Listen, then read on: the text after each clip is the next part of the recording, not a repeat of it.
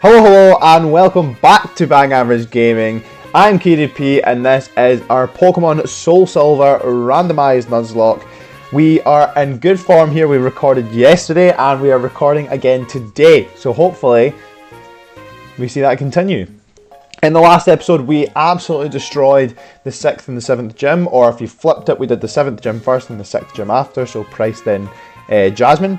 We have now found ourselves in Goldenrod City, where in the last episode I'd mentioned that the Team Rocket shenanigans hadn't quite finished yet, so we have brought ourselves to Goldenrod City. Just before this recording, we had received a phone call from Professor Elm about Team Rocket being a little bit shady, so we know where to go in the game.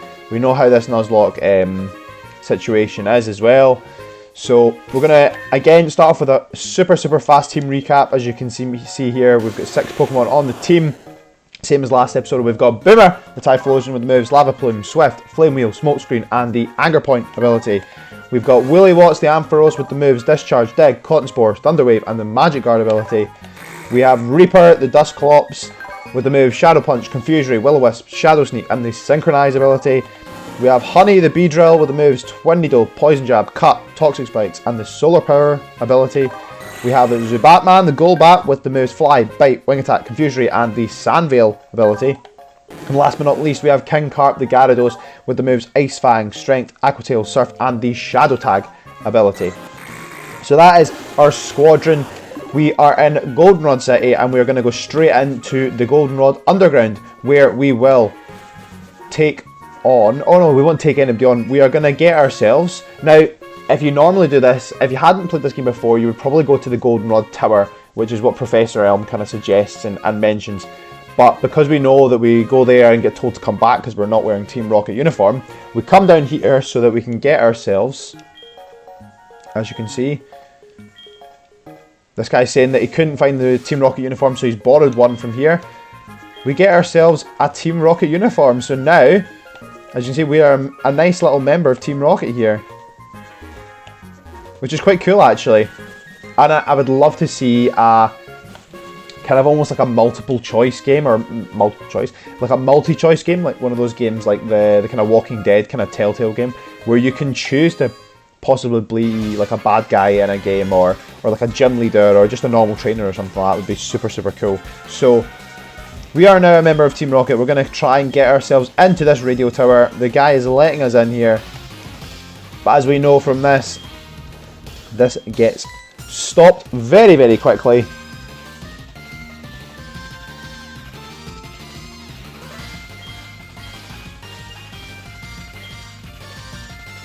And we get taken out of it almost immediately. We get put on and now we are straight back out of it. I'm not a newcomer, didn't battle with me. Our first battle of this episode, and as you can see I've already cracked open a can. It's kind of quite light. I've been doing a little bit of work before this side. Cracked open some nectar earlier on. Nice and easy, we were going to slaughter this Snover. No problems here at all.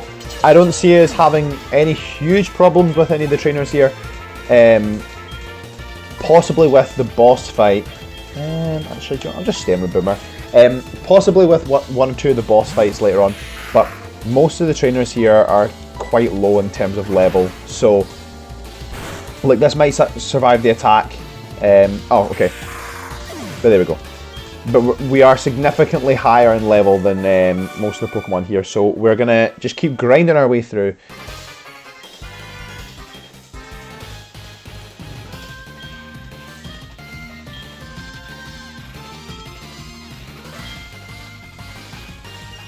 Okay, here we go. Right, now I'm going to quickly throw on... we had been using the Lucky Egg in the last episode when we were kind of grinding out, or if we're battling trainers like this, I'll just fling the Lucky Egg on one of our Pokemon to get that experience. Let's go down here, let's battle this person first. We are going to battle everybody here because in a Nuzlocke you do not want to shy away from experience, especially randomised. You just never know obviously what the Pokemon are going to be, so there might be times you maybe want to skip trainers, but most of the time, like in like situations like this, you probably want to be battling like absolutely everybody and anybody. Where the Pokemon are a lot weaker, so that's 10 levels lower that these Pokemon are. Now I used Swift there, even though it's not our strongest move, I used it because Dragon resists fire. We might actually, to be honest... Whoa! Oh yes, Dragon Rage. With our fire moves, they actually might be a lot stronger, so it possibly could kind of end up doing the exact same, but you just never know, and I don't have the calculations here to try and figure out. I'm just going off of a hunch. I'm just hoping that it's enough to take it out.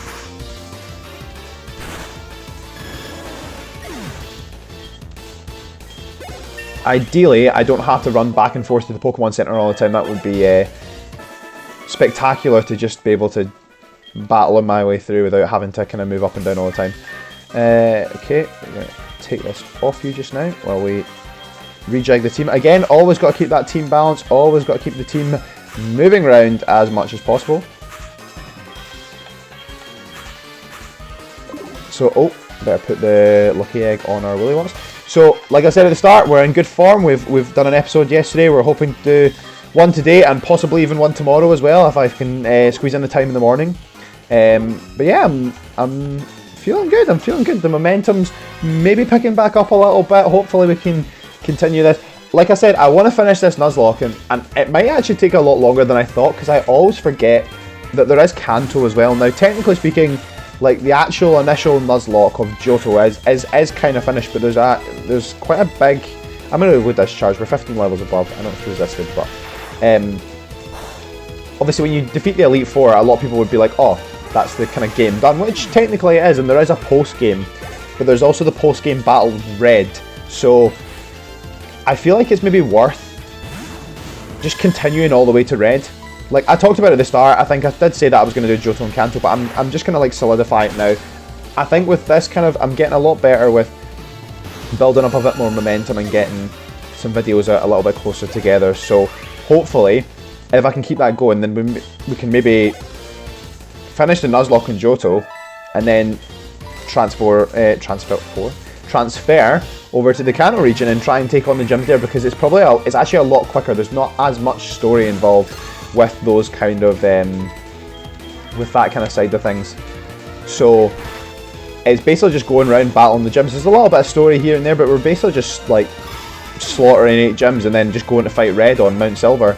Now, obviously this is still a ways into the future, but my thoughts would be that if I was to battle Red, obviously his Pokemon are much stronger and it's randomized, so I would do hundreds of off-screen grinding and just solidify the 6 Pokemon that I'm going to take up to battle Red with, and hopefully take them out in the Nuzlocke as well. But it would involve a heavy amount of grinding. Down goes the Medicham. And a Chatot to finish.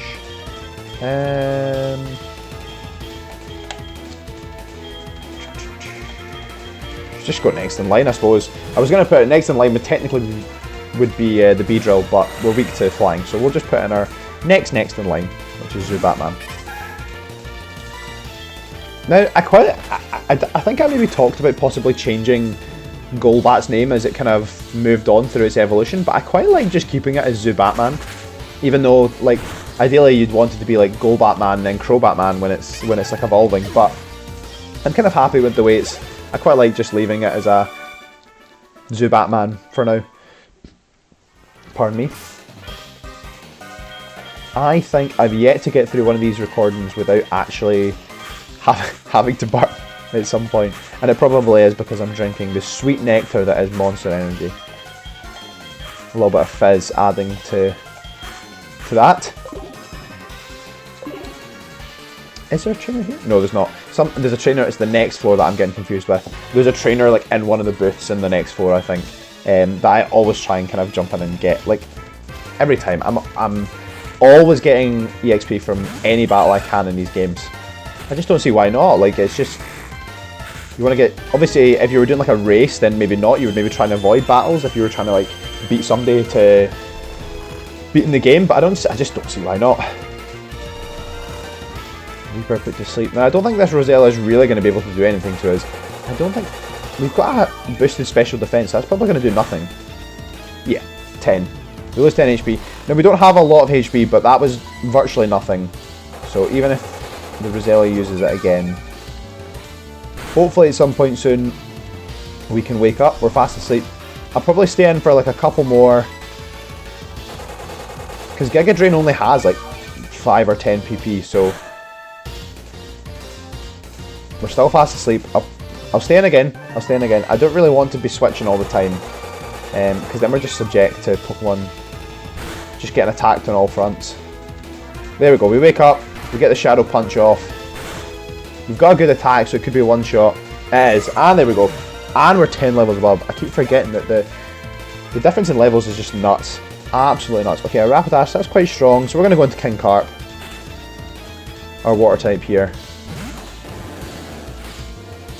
So even though the levels are, like, I'm complaining about the levels being on a little bit on the lower side, there actually is quite a few strong Pokemon we've taken on. So like a Dragonair, Rapidash, a Medicham, these are just ones that, a Drapion, these are just the ones that I'm remembering just now, but it seems to be that quite a few of these trainers are actually kind of picking up in the level of Pokemon.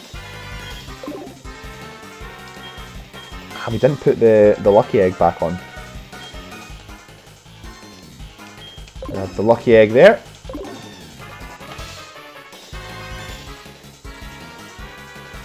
Three years ago, Team Rocket was forced to disband, but we're making a comeback here.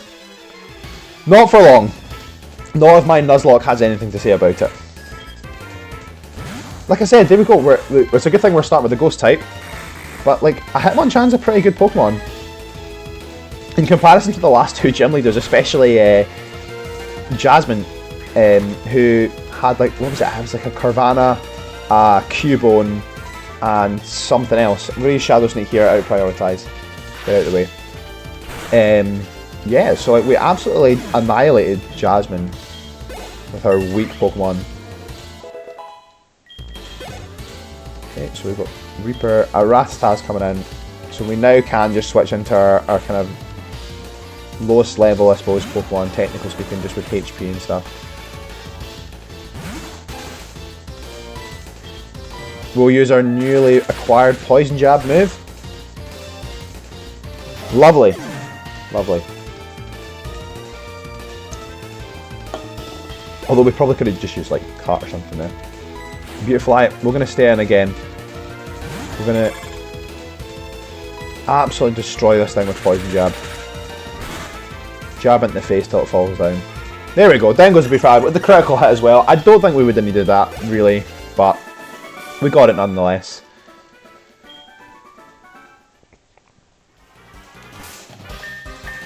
So like I said in the last episode, which was yesterday, so I remember it quite well, I have started my master's degree at the University of Stirling.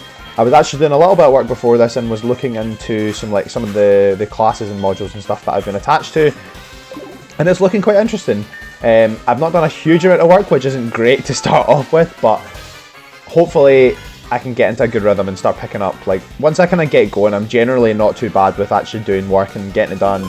So, and it seems a lot more, like, in comparison to my last one, this actual course, just on the face of it, from like reading the descriptors when I was applying for it, and from like some experience I've been told by somebody that has been on the course, is that it is quite interactive, and it does seem to be very involved, which is good, because as I think coaching should be, is that it should be incredibly like interactive. There's a lot of interpersonal relationships that are involved with coaching, and it shouldn't be so distant in terms of, there shouldn't be this big bridge between like a coach and their athletes or players or whatever, which is obviously like highlighted, I suppose, through the course. When you're doing the course, it's kind of almost prepping you in that way, because you're trying to kind of build relationships, you're trying to discuss, you're trying to analyze, and trying to kind of build yourself as a coach within this kind of setup, which is quite cool. And I was trialing out the new platform that I'm now going to have to use. It's not new to the university, but it's new to me, called Canvas, and it's looking a little bit tricky, but I was getting the hang of it yesterday, so hopefully I can continue to kind of keep that going and get a little bit more familiar with it, shall we say. And down goes the Glalie. I've just switched off again. I'm on autopilot.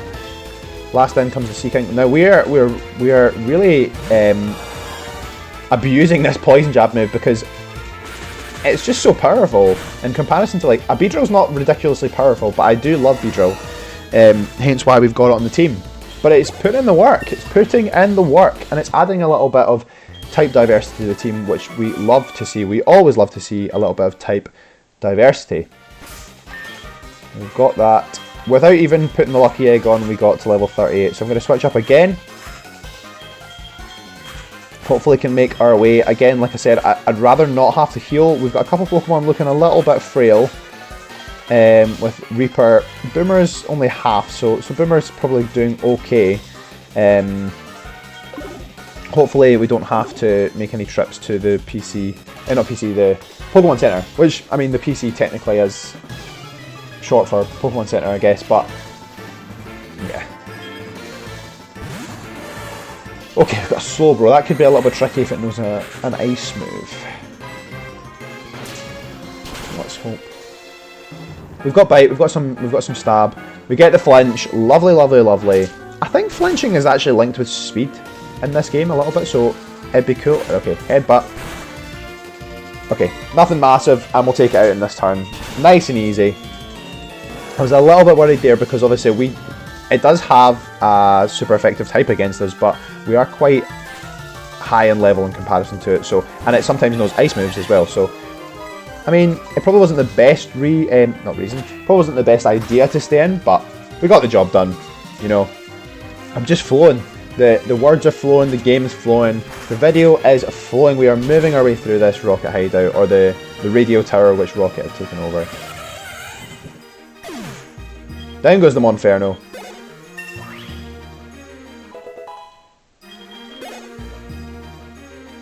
And last but not least, the Silken. And I don't think I'll even need to use Fly for this. I think that I will get away with just using a wing attack on this Silken. Will I be right?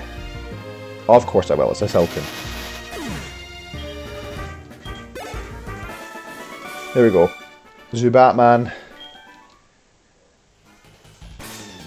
Which I believe leveled up. My beliefs were right. I'm going to put Boomer in first. I know he's a little bit weak, but we're going to just put him in first just now. We will again switch up. Now this trainer here, we actually don't need to really battle right now because we're not going to be going that way towards that door there. So, but we would like to get some EXP, so we're going to battle this guy who has an Articuno, which ideally. Or not ideally, which is ideal for us because we've just put Boomer in front. So we will one-shot this. I know we will one-shot this, even though it is a legendary bird. That's why it's called Boomer. Emphasis on the boom. He eats legendaries for breakfast. We will ascend to the next floor. Now, like I said, there is a Team Rocket member in one of the booths here. Proton, the leader of this radio tower, is missing. Oh, mission, sorry. Proton, the leader of this radio tower mission. He is so cool. Who are you? If you're in the way of Proton, I mean Team Rocket, I won't allow that. Here we go. We are in the way, so you're going to have to battle me. And a Miltank, which we are over 15 levels above. Even at half health, a Lava Plume is going to annihilate this Miltank. Send it packing. Gibble. We're going to just stay in. Like we are technically weak to ground, but it's a Gibble. It might know Dragon Rage, but we can survive at least one Dragon Rage, we know that. Swift isn't going to kill it, I don't think. Yeah, I was right. Oh, and he puts the Sandstorm up. Okay. We will take damage from the Sandstorm. The music's changed a little bit, I like that. It's... Although, actually, to be honest, I've not really spent an awful lot of time kind of really paying attention to the music, so this could be the same music they play in almost all battles, but I feel like it's probably a little bit different for the Team Rocket ones. Now, Raichu's coming in. I know that our Willy Watts is going to resist its electric types and electric type attacks, and we've got Dig on Willy Watts, who also has an up and attack. So we've got a decent attack. So we're going to use Dig here. Again, we're 16 levels above, so we've got nothing to really worry about here. And the sandstorm rages on. We avoid the sandstorm damage because we are underground. Raichu takes it. We use dig. Hopefully a one-shot because we've got an up and attack here. Boom. And the critical hit, which I don't think we need again. We don't think these critical hits are necessary, but we will take some sandstorm damage now. Oh, we won't. We don't take sandstorm damage? Oh, wait. I think it's got Magic Guard, doesn't it? Yeah, only take time. Oh, cool. That's quite cool, actually. I forgot. We don't even need to use the super effective move. We'll kill this Gulpin and send it to the Shadow Realm. Oh, poor Gulpin. It deserves a lot more love than it actually gets, probably. I forget Magic Guard's such a cool ability. You don't get affected by stuff like that. Like hail or... We are getting a little bit weak with our Typhlosion, but I'm going to keep him in. I'm feeling confident. Feeling confident. Here we go. You plan to rescue the director. So sad that won't be possible, because I'm going to beat you. I'd like to see you try. I swear the music's changed. I swear, it's got to change, surely. This isn't just normal battle music, is it? Beat me. I tell you who does some cool battle music. There's a guy on TikTok that does like a kind of beatbox version of a lot of these Pokemon themes, and it is so cool how he does it. I would love to see that kind of done in real life. It's so cool. He does loads of them on TikTok for all of them. Like he does like the route themes, he does the battle themes, he does gym leader themes, town themes. It's so cool, so cool. And he gets them spot on like every single time. But that's the interesting thing to me is like, how can they have the ear for that? Like being able to pick out. Now I'm just thinking in my head there. I got a little bit distracted. Marshstorm coming out would be nice to have a grass type, but we'll be fine.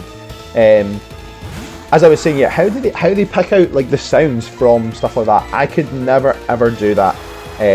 How they're able to kind of hear these individual little sounds, and they can get the kind of beatbox going. We have little other wee kind of tidbits here and there about like certain little small kind of pieces in the background that you maybe wouldn't particularly pick up on if you were just sitting casually like playing through a game, or just casually listening to any kind of theme from like a battle or a gym leader battle or something like that. So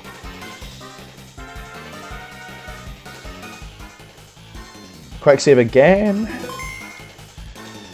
Just realised we hadn't actually saved at one point, so I was getting a little bit worried that it may possibly lag a little bit. But this is our last trainer battle. I'm pretty sure the next set of steps is to the next floor. Ooh, we would love a Crobat. Maybe Zubatman will evolve at some point into this beautiful Crobat that is battling us. Now it is level 30, I do need to be careful here because it's a little bit stronger than the rest. Okay. Just to be on the safe side, I'm going to use Moo Moo Milk.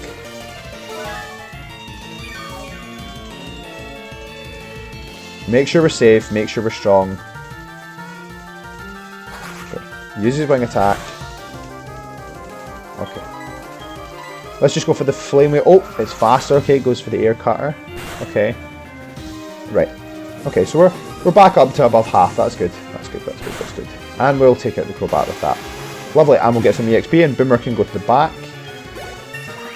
Which means he won't be starting off our battle. We'll have, hopefully, somebody with full health. All grand plans come with snags. They do indeed. We are snagging these plans right out of your hands. We're going to put King Carp in, our very, very strong Gyarados. Move Reaper in, move Honey in, and move Zubatman in. It'd be really good if we had something like a, what do you call them for happiness? A Soothe Bell. If we had like a Soothe Bell for Zubatman, that would probably help. But doing the running about that we're doing. So do not be fooled. This old man is not who we think it is. Do you hear me? I am the director. We have decided to broadcast wonderful shows to praise Team Rocket. Everyone, I just don't want to hear you complain. Just do a good job to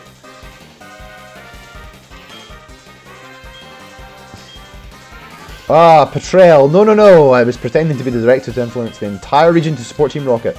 This time I won't hold back. Give me all you got. Now, I am partially glad that this is a randomised battle because when you take him on in the initial games, he has a full team of just coughings and one wheezing, all of which that know explosion or self-destruct, whatever it is, but essentially just spends the entire time like just exploding or self-destructing on your team. So Primate goes down. This is going to be a little bit tougher, this one.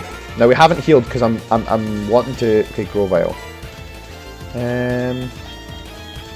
We'll resist here. We'll double resist with. I probably could have sent in honey as well, actually, with the poison jab, but I will. We've got some good options for grass. But yeah, these are going to be a little bit tougher because it is a boss fight, so we do need to be careful here. And I will be, even though we did go in with a little bit of a weaker team, I'm still quite confident that we'll do okay. Just now, for now. Obviously, a legendary could very much change that. Like I said, okay, we're going to switch back to King Carp. Strongest attack. Arceus doesn't particularly have, I don't think it's got like the best moveset. I think if you actually trained a okay, level 32, this has got to be the Wheezing. We're going to go for the Aqua Tail, Gravity. Nice and easy, it's wasting a turn.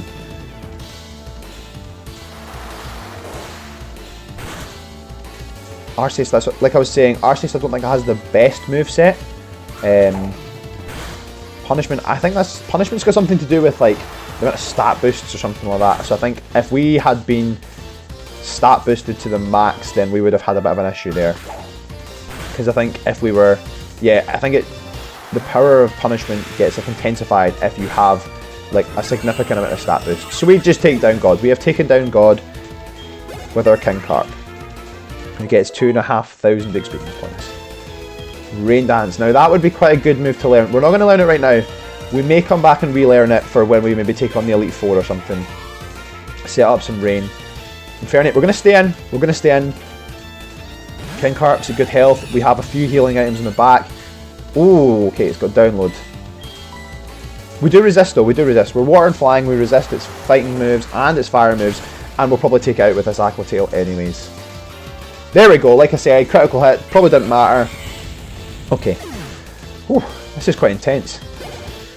King Carp getting all the experience. And a Grimer. Okay, we'll switch out for this one. We will switch out for this one. To Woolly Watts. He does have Dig, but I think a Discharge will take out the Grimer. We've got a pretty good special attack.